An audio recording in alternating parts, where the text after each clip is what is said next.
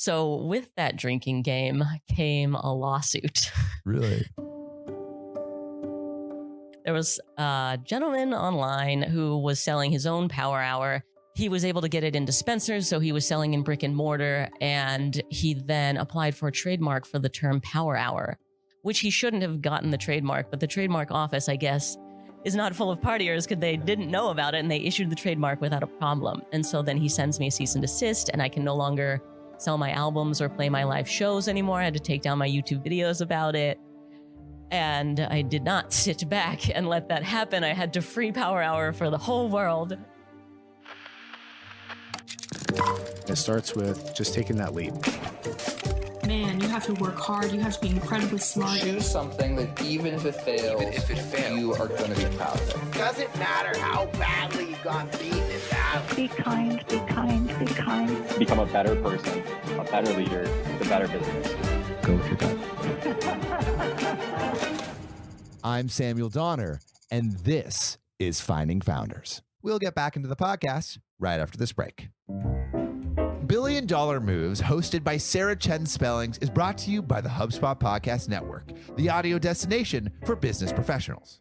Join venture capitalist and strategist Sarah Chen Spellings as she asks the hard questions so you too can make billion-dollar moves in venture, in business, and in life. Billion-dollar moves with a B. You know how many zeros that is?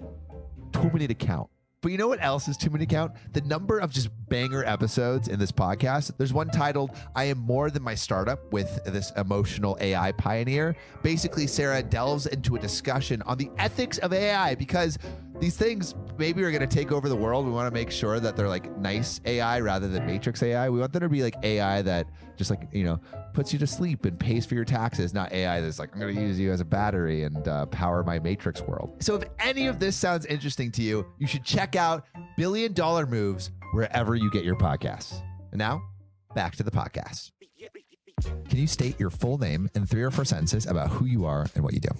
I am Ali Spagnola. I am an artist, and I create internet art. Internet art, what's that mean? That means I'm your typical YouTuber, but then I give it a really heady title. Okay. Maybe can you tell me like a little bit about what were some of your first like creative pursuits? Was it music? Was it art? Like how did it first come up in your life? This goes back to when I was 3 or 4. Yeah, it was 4 that I was first sent to piano lessons. And this is because by some lucky break, my grandfather hit the lottery for not a huge amount, but a significant enough amount that he gave my mom a baby grand for her house. And so I grew up with a baby grand and I would plunk around on it, you know, at 3. And then by 4, I was sent to piano lessons. And that was extremely transformative for me. I feel very lucky to have grown up with that opportunity. How did that develop as like you grew older?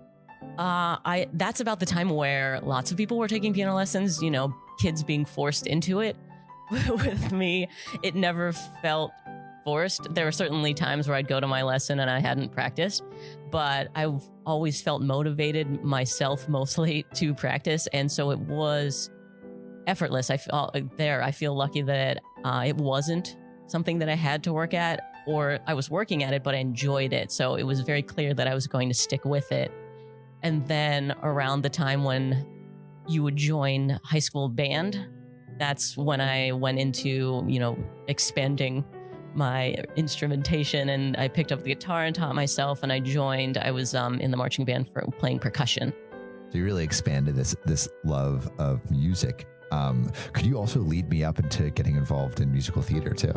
Yeah, that was another thing around that same time in high school. I was super into music. I still am. Musical theater is my passion. I feel like it doesn't come through enough on my channel because I know that it may turn some people off being like such a Broadway nerd, but certainly, yeah, that's what I'm super into, and performing on stage is just so rewarding.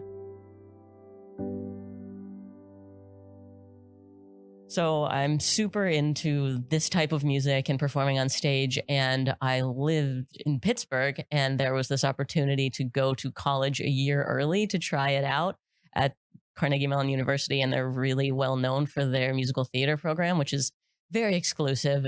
They let in 10 people-ish a year. That is extremely exclusive. Yes, Wow. which is insane. But if you go a year early, they let in hundreds, and you can try it out and be around other people that are super passionate about it too. And so that summer was very transformative for me. I made a ton of great friends where I feel like I wasn't flourishing in friend circles in high school. That's another way of saying I was uncool. I was very uncool in high school. And then I went to this basically summer camp for musical theater, and I was cool, and it was so fun. And so that convinced me then I wanted to go to Carnegie Mellon for my college career, and I did early decision. I didn't apply anywhere else. I said, I'm going here.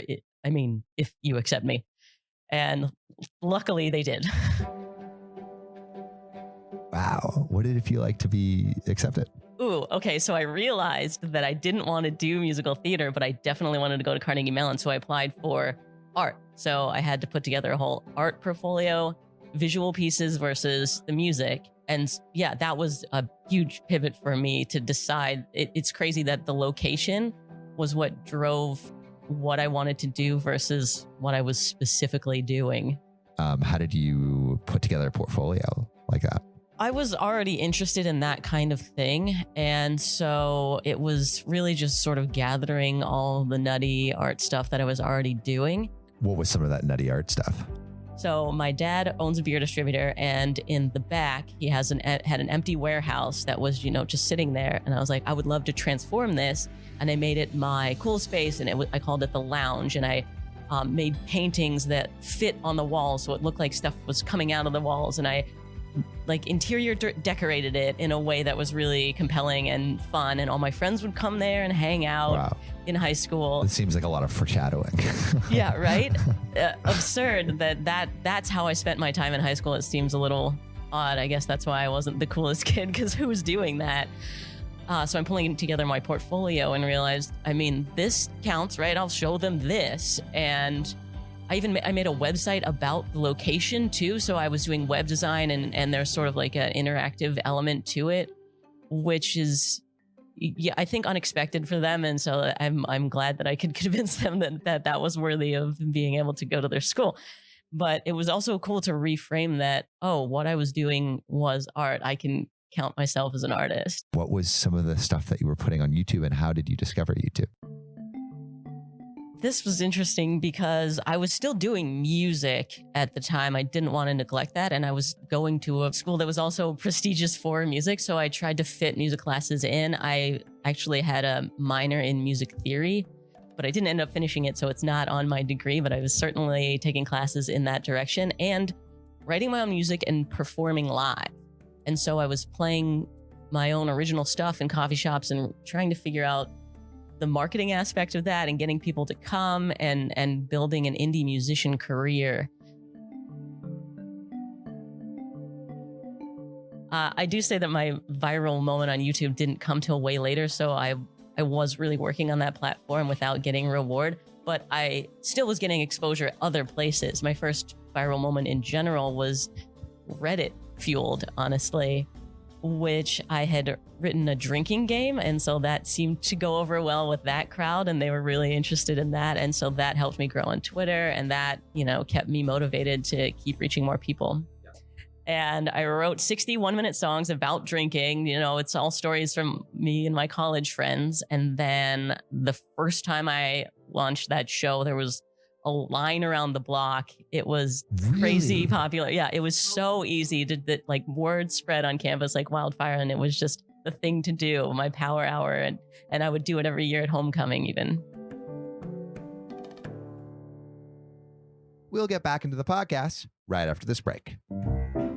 I feel like we just started the year and it's already crazy. I'm about to take a little trip to Patagonia in February. So when you're listening to this, I may be trekking through the mountains. It's been a crazy year between traveling and doing this podcast and the myriad of other projects I have going on. And as a leader, I know that it can be challenging to align your teams on a shared mission and goals for the year. But with the HubSpot CRM, you can keep your marketing, sales, operations, and service teams in sync on one powerful platform. And it grows your business and leaves your competition in the dust.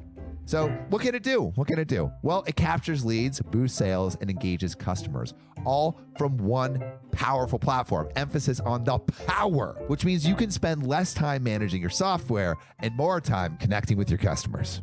Learn how HubSpot can help your business grow better at HubSpot.com. And now, back to the podcast. So with that drinking game came a lawsuit. Really? There was a gentleman online who was selling his own Power Hour. It was basically a PowerPoint DVD that burped every minute. There was no music. It just was the game. He was able to get it in dispensers, so he was selling in brick and mortar, and he then applied for a trademark for the term Power Hour, which he shouldn't have gotten the trademark, but the trademark office, I guess, is not full of partiers because they didn't know about it, and they issued the trademark without a problem. And so then he sends me a cease and desist, and I can no longer sell my albums or play my live shows anymore. I had to take down my YouTube videos about it. And I did not sit back and let that happen. I had to free Power Hour for the whole world. So talk to a lawyer, and it would be like a couple $1,000, but well, okay, fine. We'll just do that and get this cleared up, and then I can keep being an artist. And it took months and ended up being $30,000. $30,000? Yes. How could you pay for that? This was, well, at the time I was also, I had a job. I was working actually 2 jobs, and it was, I basically just like put the bill for this thing. It was over time. So the whole thing would be like, okay, a couple $1,000. Okay, a couple more. And the more you get down a tunnel, you have to justify having gone that far instead of turning around. You want to go to the end, even if you can't see the light at the end of the tunnel. So I think it's called sunk cost fallacy, where I'm like, well, I already got this far. And so by the end of it, I didn't even realize how bad it was going to be, right? But we won. And this whole story had Reddit going nuts, right? Because there's this gal fighting for your freedom to party against this mean guy who is trying to own Power Hour. And so because of that story, I was able to launch an Indiegogo and raise $40,000. Thank goodness. There goes my debt. So now, can you track me up to a few years later when you have your first viral moment? Yes, this was after years and years on YouTube, putting out my best work, or I didn't even know at the time. I was thinking maybe this isn't good because it isn't reaching people and the algorithm says it isn't good. And I basically gave up. I said I had been working at top speed, close to burnout. I can't do any better than this. And, the definition of crazy is doing the same thing and expecting different results. So what kind of videos were you making? Stuff that I was really proud of and that would take all of my time. I was posting once a week, and I can't even imagine that now. I don't know how I was doing the quality and volume that I was at the time and still cranking it out. So I basically said, yeah, I'm done. I emailed my editor and I was like, this video that I'm sending you right now is my last one. And I just did something for me. Billie Eilish's Bad Guy was really, really popular. It was everywhere. And I was like, I don't get it. I love Meghan Trainor. Kids, get off my lawn. What is this new music? And so I just sat down and turned her song into a Meghan Trainor song. And I knew all of Meghan's music, so it was really easy for me to just arrange in a different style. I had a ton of fun doing it. I thought it turned out ridiculous and that no one would see it. I knew that this was for me and that's it. And I published it and gave up on YouTube. And then I watched my graph in my analytics just explode. 1,000% better than anything I'd ever done before. Saved by the bell, like right at the last moment. The internet comes and saves you again. And then my fur room video blew up to millions of views, where it had just bombed and was sitting there doing nothing. And now it got this boost from this other one, and people were recognizing my back catalog. Which is crazy because like these styles are completely different. So it's interesting that people would find interest in the music one and then be like, oh, like this fur room one is cool too. Why do you think that happened? Well, I hope it's because they just appreciate me being the host and, well, less of a host and more just hanging out with me. I open every video with, hey, best pally. So I hope that people are feeling like if we ever met, we would just be best buds. And that's why they want to watch my videos, because they're hanging out with me.